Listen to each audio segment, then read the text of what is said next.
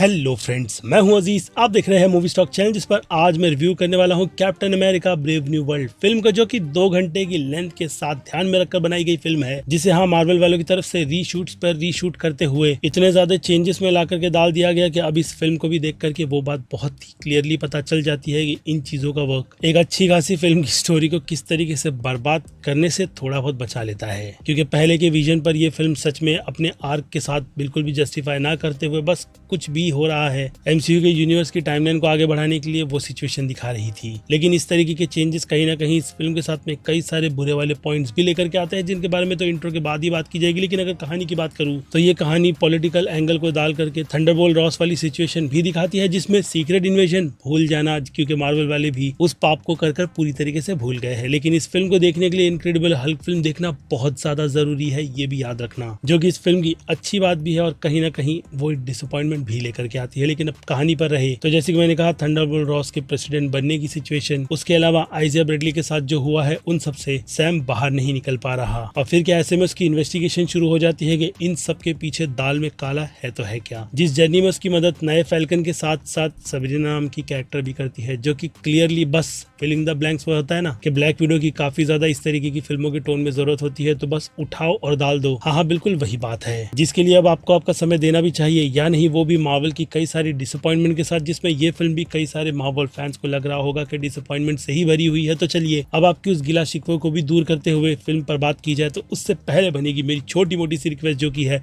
इस चैनल को subscribe, video को लाइक और शेयर करने की तो कर लो।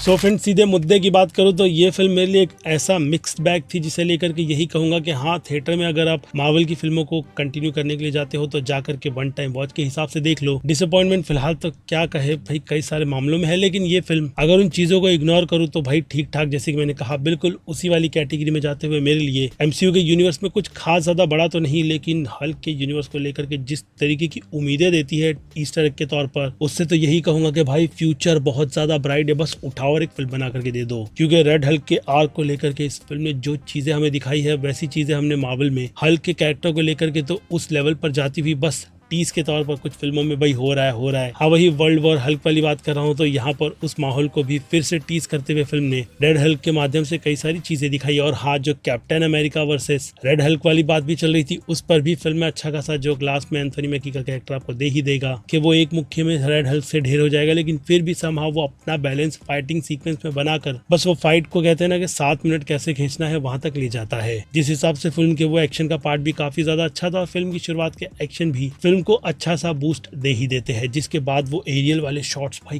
क्या ही एक्शन शूट किए गए हैं, जिन सब के लिए फिर से कहूंगा कि मेकर्स ने बहुत ज्यादा मेहनत एक्शन के डिपार्टमेंट में कर दी। क्योंकि कहानी तो बस उन्हें सिंपल रखनी थी कि एक सस्पेंस को लेकर के आगे ले जाना है, और इन सब में लीडर का कैरेक्टर कहाँ फिट बैठेगा वो बताना है, जिसे देख करके मैं बहुत भाई अंदर से गुस्सा निकल कर आया कि भाई ये तुमने क्या कर दिया। जिस गलती को मैं चाहूंगा कि आप जल्दी से जल्दी मेकअप के माध्यम से उस कैरेक्टर में सुधार लो भाई, वरना भाई फैंस तो नहीं छोड़ेंगे। जिसके लिए एमसीयू वालों को भी प्रिपेयर रहना चाहिए, क्योंकि इस कैरेक्टर के आर्क और भाई इसकी वो कहते हैं ना कि असल स्टोरी तो हल्क के कैरेक्टर के साथ ही निकल कर आती है। यहाँ पर इस कैरेक्टर को वो भी इतने साल बाद ला करके आपने वेस्ट कर दिया। बाकी थंडरबोल्ट रॉस के कैरेक्टर में हैरिसन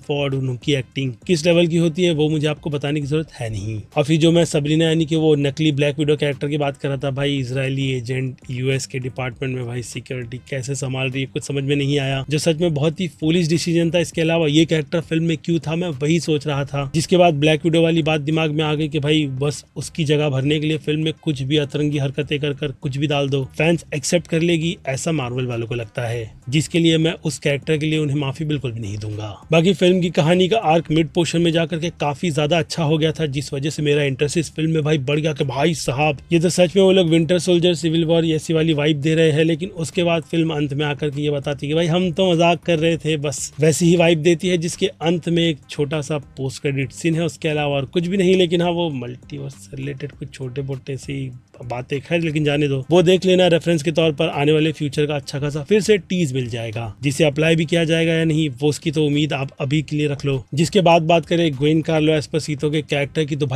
भाई इस एक्टर को जो भाई बड़ी बड़ी उम्मीदों से हम फैंस ने बना करके रखा था कि कभी मैग्नेटो कभी किसका रोल प्ले करेगा, यहाँ पर उसे ला करके पूरा गुड़ का गोबर कर ये बता दिया गया कि वो लोग बस डैमेज कंट्रोल करने के लिए एक बड़े नाम को इस फिल्म के साथ जोड़ रहे थे, जिस कारण से इस एक्टर ने काफी खराब कैरेक्टर को पकड़ करके अपने पूरे आर्क को ही खराब कर दिया फ्यूचर के, जो डेफिनेटली हमें फ्यूचर में ग्राउंड लेवल के हिसाब से दिखेगा, क्योंकि सरपंच सोसाइटी को अब ग्राउंड लेवल पर मार्वल वालों ने कर इस फिल्म के लिए या फिर कहूँ फ्यूचर के लिए कुछ अच्छा खासा बेस तैयार कर रखा होगा। लेकिन अनफॉर्चुनेट यार वेस्ट ही है, यही कहूंगा। जिसमें VFX और CG पर भी बात कर ले तो कुछ मामलों में तो चीजें बहुत ज्यादा शाइन हो जाती है, लेकिन कुछ जो चीजें रीशूट्स हुई है उसमें बस एक्टर को खड़े करके पीछे की ग्रीन स्क्रीन लगा करके भाई ऐसा मजाक तो मत करो, बिल्कुल वो चीज अंदर से निकल कर आ रही थी। इसके अलावा फैल्कन के रोल में भी एक्टर बस अपनी छवि को बरकरार रखने में कामयाब होता है, लेकिन फिर से कहूंगा फिल्म के एक्शन ही बात करते हुए इस फिल्म को बस हल्के से मेरे लिए निकाल देते हैं, जिसे अगर ऑनेस्टली कहूँ तो दोबारा मैं पलट करके फिर से देखना नहीं चाहूंगा, खास करके अगर बच्चे जिद ना करे फिल्म के कुछ मोमेंट दिखाने के लिए। जिसके बाद फिर क्या, फिल्म के बारे में ज्यादा बात करने जैसा कुछ है नहीं। बाकी डायरेक्शन के हिसाब से तो मैंने बात कर ही ली है कि फिल्म पर मार्वल वालों ने जितना बजट अभी के लिए लगाया है, तो इस फिल्म को देख करके उस डिपार्टमेंट में लगता है कि हाँ भाई तुमने डैमेज कंट्रोल के माध्यम से जो फिल्म बना करके दी है वो बस थोड़ा बहुत वर्क कर जाती है। और फिर अब सीधे एक्शन की कैटेगरी पर बढ़े तो जैसे कि मैं फिल्म की एक्शन की तारीफ कर ही रहा हूँ, तो उस हिसाब से डेफिनेटली एक्शन में ही नजर में इस फिल्म को 5 में से 3 स्टार की रेटिंग दिलाएगी। तो वहीं कॉमेडी के लिए MCU का साथ उस दामन से बिल्कुल भी नहीं छूटता है, जो कि इस फिल्म में भी रहेगा, इसलिए कॉमेडी के लिए ये फिल्म 5 में से 2 स्टार डिजर्व करती है। तो वहीं ड्रामा के लिए मैं इस फिल्म को 5 में से 2.5 स्टार की रेटिंग दूंगा, क्योंकि जिस प्लॉट पर इस फिल्म ने अपनी कहानी का समा बनाया बस वो बीच में थोड़ा सा फील हुआ, जो बात मैं आपको बता चुका हूँ। जिसके बाद सस्पेंस पर आ जाए तो सस्पेंस के लिए 5 में से 2 स्टार इस फिल्म के लिए बनेगी, क्योंकि कुछ मोमेंट्स अच्छे थे और थोड़े बहुत सरप्राइजेस भी, जिसमें हाँ आप ज्यादा बड़ी उम्मीद पाल करके मत रखना, बस छोटी मोटी सी उम्मीद एक कैरेक्टर से लेकर के रख लेना। और फिर हॉरर और थ्रिल की बात की जाए तो उसके लिए ये फिल्म 5 में से 1.5 स्टार से ज्यादा की रेटिंग डिजर्व नहीं करेगी, जिसमें हॉरर का part leader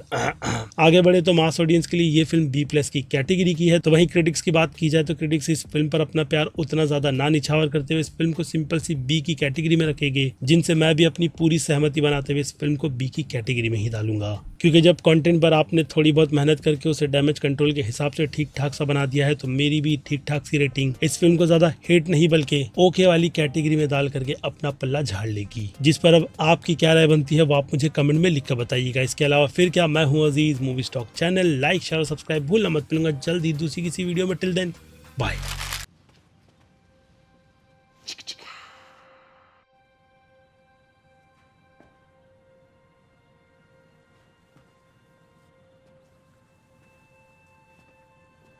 You're still here. It's over.